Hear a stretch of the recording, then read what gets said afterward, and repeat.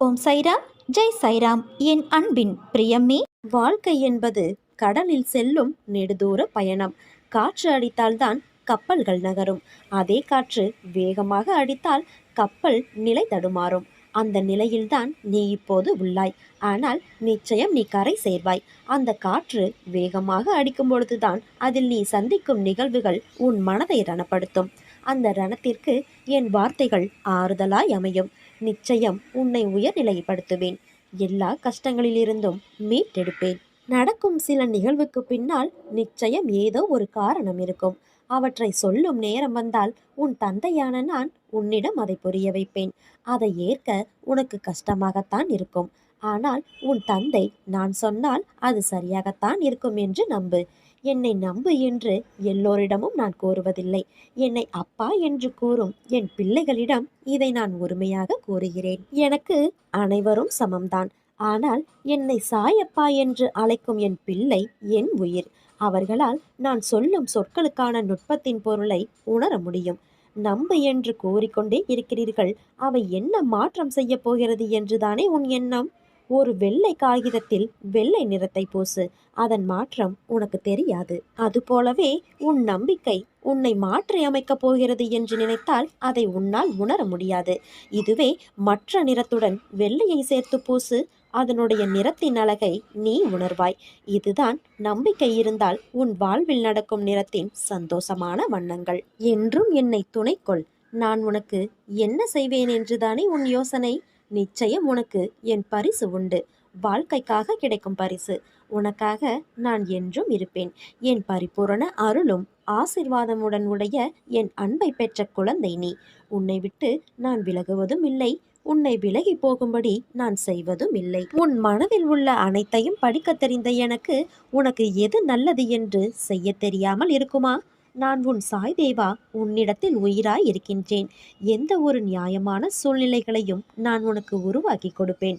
என் பிள்ளையும் அதுபோல நியாயமாக இருக்க வேண்டும் என்பதுதான் உன் சாயப்பாவின் ஆசை. என் அன்பு குழந்தையே, உன் நிமிடங்களை நான் பார்த்து கொண்டே இருக்கின்றேன். உன் கஷ்டங்களை நான் உணர்கிறேன். நீ உன் மனதில் வைத்து புழுங்கி அதை நினைத்து நீ கதறும்போது என் மனம் துடிக்கின்ற துடிப்பானது எப்படி என்று வார்த்தைகளால் சொல்ல முடியாது.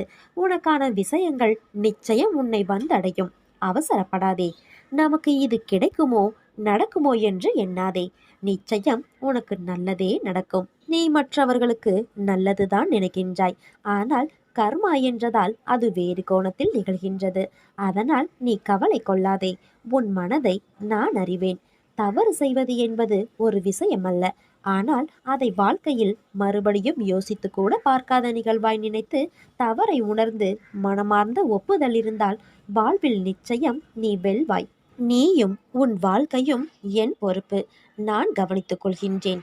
உனக்கான பாதையாய் நான் இருந்து உன்னை அதில் என் கைப்பிடித்து நடக்க செய்வேன். உன் அம்மாவாக அப்பாவாக என்றும் துணையாய் வாழ்வேன்.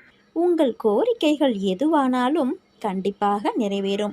கர்மவினை எவ்வளவு பலமானதாக இருந்தாலும் கன நேரத்தில் நசிந்துவிடும். என் அனுக்கிரகம் உங்களுக்கு நிரந்தரமாக இருக்கும். எப்போதும் என்மேல் நம்பிக்கை கொண்டு நல்ல விதையை விதைத்து கொண்டால் பலன் கிடைக்காமல் போகாது. என்னுடையது எனக்கு மட்டுமே என்ற பாவத்துடன் நாட்களை கடத்தி தேவை ஏற்பட்ட போது எனக்கு யாரும் இல்லை என்று கருதினால் பிரயோஜனம் என்ன? தானம் செய்தது வீண் போகாது. ஆறுதல் சொன்னால் அது வீணாகாது. உதவி வீணாகாது. நல்ல சொற்கள் வீணாகாது. அன்பு வீணாகாது. தேவை நேர்ந்த போது அதிக பலனை இக்குணங்களே இறைவனின் வடிவத்தில் பிரத்யட்சமாகும்.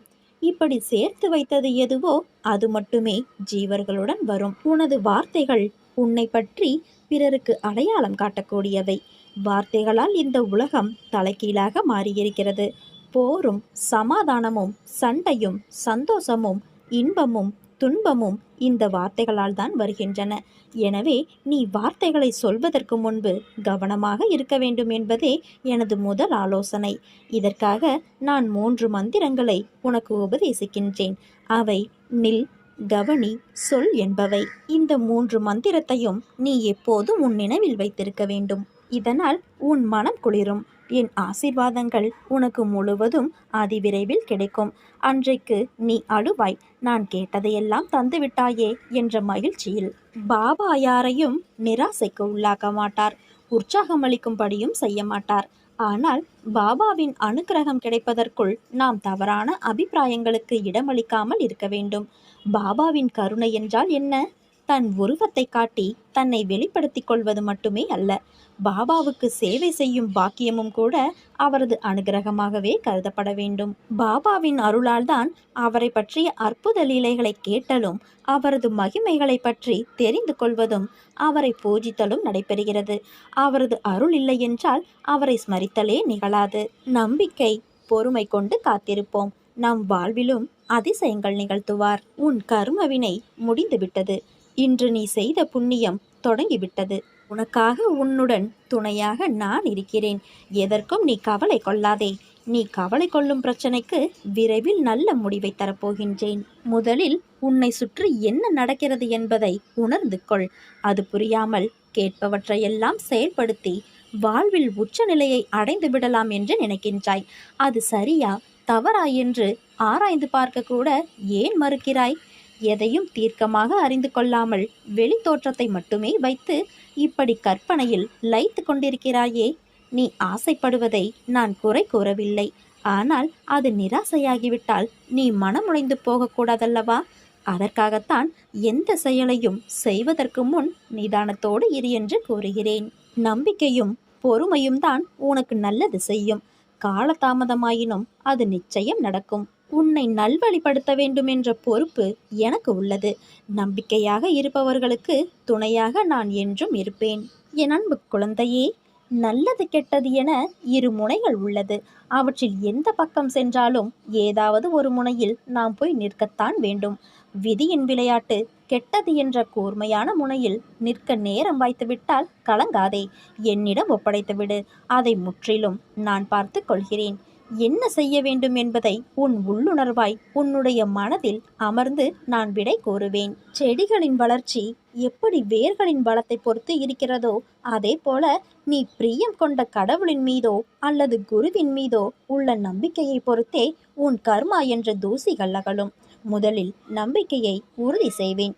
பிறகு அதில் நீ நிலையாய் உள்ளாயா என்று உன்னை நான் சோதித்து பார்ப்பேன். உன் பொறுமையையும் நான் சோதனை செய்வேன். வாழ்க்கையை வாழ்வதற்கு இவ்வளவு சோதனைகளை கடக்க வேண்டுமா என்று தானே கேட்கிறாய்? வாழ்க்கை வெறும் வாழ்வதற்கு மட்டும் அல்ல. உன் ஆத்மாவின் தன்மை, உன் பிறப்பின் நோக்கம் தெரிந்து அறநெறியுடன் வாழ்வதற்கு அத்தகைய சோதனைகள் இருக்கத்தான் செய்யும். கவலைப்படாதே, கலங்காதே. கடைசி நிமிடத்தில் கூட ஏதாவது அதிசயம் நடக்கலாம். அதனால் தன்னம்பிக்கையை மட்டும் ஒரு பொழுதும் இழக்காதே. உன்னை தேற்றுவதற்காக 1000 முறை சமாதானம் கூறினேன். இதற்கு பிறகும் கூறுவேன். ஆனால் நீயோ உன் மனதில் சுமையை இறக்கி வைக்கின்றாய். அதே சமயத்தில் சில மணி நேரத்தில் அதையே மீண்டும் சுமக்கின்றாய். மறுபடியும் புலம்புகின்றாய். எதற்காக இப்படி புலம்புகிறாய்? நான் அனைத்தையும் பார்த்து கொள்ள மாட்டேனா? உன் சாயப்பா மீது நம்பிக்கை இல்லையா? உனக்கான அனைத்தும் நான் சரி செய்து பார்த்து கவனித்து கொண்டு வருகிறேன். நீ என் மீது நிறைய அன்பு வைத்துள்ளாய் என்பது எனக்கு தெரியும்.